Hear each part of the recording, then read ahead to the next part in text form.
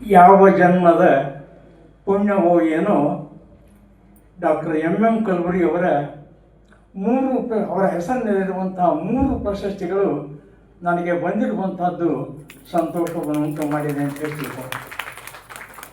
ಮೊದಲನೇದಾಗಿ ಬಸವ ಕಲ್ಯಾಣದ ಅನುಭವ ಮಂಟಪ ಉತ್ಸವದಿಂದ 2023 ಕೊಡಲಾದಂತಹ ಡಾಕ್ಟರ್ ಎಂ ಕಲಬುರ್ಗಿ ಸಾಹಿತ್ಯ ಸಂಶೋಧನಾ ರಾಷ್ಟ್ರೀಯ ಪ್ರಶಸ್ತಿ ಅದು ನನಗೆ ಬಂತು ಅನ್ನೋಂಥ ಮಾತನ್ನು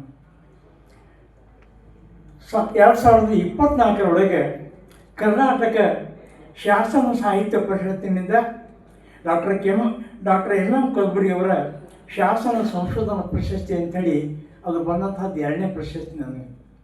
ಇನ್ನು ಇವತ್ತು ನನಗೆ ದೊರೆತಿರುವಂತಹ ಭಾಳ ಮಹತ್ವಪೂರ್ಣವಾದಂತಹ ಪ್ರಶಸ್ತಿ ಅದು ರಾಷ್ಟ್ರೀಯ ಪ್ರಶಸ್ತಿ ಡಾಕ್ಟರ್ ಎಂ ಕಲಬುರ್ಗಿ ರಾಷ್ಟ್ರೀಯ ಪ್ರತಿಷ್ಠಾನದ ವತಿಯಿಂದ ಕೊಡಲಾದಂತಹ ಈ ಪ್ರಶಸ್ತಿ ಅಂಥೇಳಿ.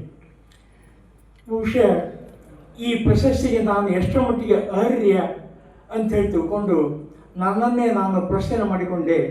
ಜೊತೆಗೆ ಸ್ನೇಹಿತರಾದಂತಹ ಈ ಪ್ರತಿಷ್ಠಾನದ ಅಧ್ಯಕ್ಷರಾದಂಥ ಡಾಕ್ಟರ್ ರಾಜುರವರನ್ನು ಕೂಡ ನಾನು ಪ್ರಶ್ನೆ ಮಾಡಿದೆ, ಇದಕ್ಕೆ ನಾನು ಎಷ್ಟರ ಮಟ್ಟಿಗೆ ಅರ್ಹ್ಯ ಅಂತೇಳಿ ತಿಳ್ಕೊಂಡು.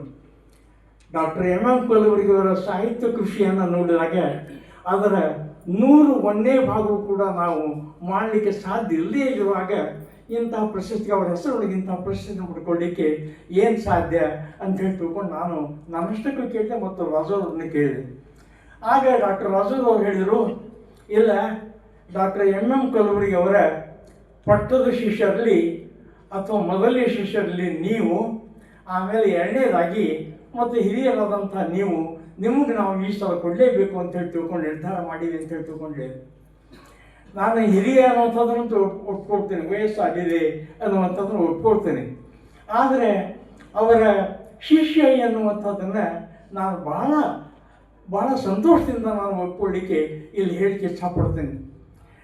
ನಾನು 1962 ಕರ್ನಾಟಕ ಕಾಲೇಜಿನ BA ಫೈನಲ್ನಾಗಿದ್ದಾಗ ಪ್ರೊಫೆಸರ್ ಕಲಬುರ್ಗಿ ಸರ್